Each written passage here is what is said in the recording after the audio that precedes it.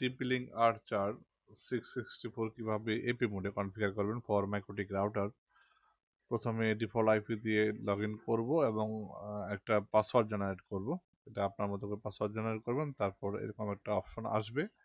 দেন এখান থেকে আমরা উপরের দিকে চেঞ্জ মোডে যাব। এখান থেকে আমরা অ্যাক্সেস পয়েন্ট মোডটা সিলেক্ট করে দিব। দেন এখান থেকে ওকে দিব। দেন রিবোট চাইবে রাউটার, দেন রিবোট দিব। রাউটার রিবোট হওয়ার পর সে পর্যন্ত একটু ওয়েট করব।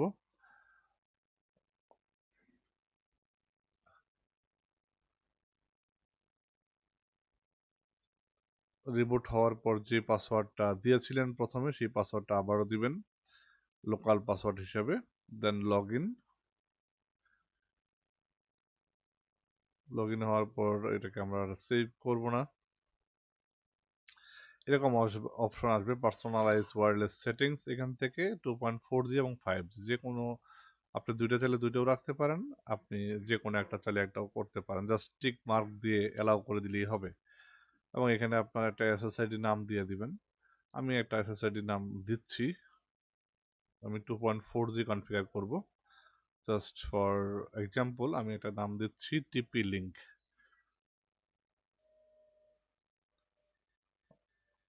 This is for example. Just এখানে একটা পাসওয়ার্ড আপনি দিবেন 1 2 3 4 5 6 7 8 9 10 যে কোনটা দিতে পারেন। দেন নেক্সট দিয়ে দিব। দেখেন কনফার্ম সেটিংস দেখাচ্ছে। দেন এখান থেকে নেক্সট দিব। নেক্সট দেওয়ার পর এটা অ্যাপ্লাইং হবে। প্রয়োজনে রিস্টার্ট নিতে পারে রাউটারটা, সেই পর্যন্ত ওয়েট করবেন। দেন এরকম একটা ইন্টারফেস পাবেন। এখান থেকে ওয়্যারলেসে যাবেন, একটু ট্রাই করে দেখবেন যে 2.4Gটা প্রপারলি হয়েছে কিনা। দেন এখান থেকে সিকিউরিটি অপশনে যাবেন। দেখেন আমি TP-Link তো দিয়েছি এবং এখানে সেট হয়ে গেছে। এবং সিকিউরিটিতে যাওয়ার পর সিকিউরিটিতে ক্লিক করব। এখানে উপরের দিকে আপ করলে পরে এই নান অপশন পাবেন, এই নান সিলেক্ট করে দিবেন। দেন এখান থেকে সেভ দিয়ে দিবেন। নিচে সেভ অপশন রয়েছে দেখেন নিচে ডান দিকে, আমি নিচে ডান দিকে সেভ করে দিচ্ছি এবং সাকসেসফুলি সেভ হয়ে গেছে, অপারেশন সাকসেস। দেন এখান থেকে আপনার কাজ শেষ, আপনার কনফিগারেশন কমপ্লিট। জাস্ট সিস্টেমে যাই দেখবেন যে অ্যাক্সেস পয়েন্ট মোডটা সিলেক্ট হয়েছে কিনা। Yes, access point mode current settings হিসাবে সেট হয়ে রয়েছে। দেন এটা কনফিগার হওয়ার পর রাউটারটা থেকে লগ আউট হয়ে যাবেন, অর্থাৎ বের হয়ে যাবেন। আমি দেখতে পাচ্ছি এখানে আমার TP-Link যেটা এসএসআইডি দিয়েছিলাম সেটা শো করছে।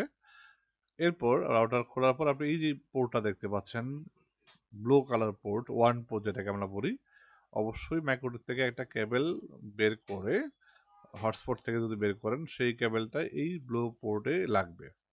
লাগার পর আপনার ওই TP-Link যেটা আমি এসএসআইডি দিয়েছি সেই লিঙ্কটা আপনার মোবাইলে শো করবে এবং ওটাতে যদি আপনি ক্লিক করেন দেন আপনার লগ ইন পেজটা চলে আসবে।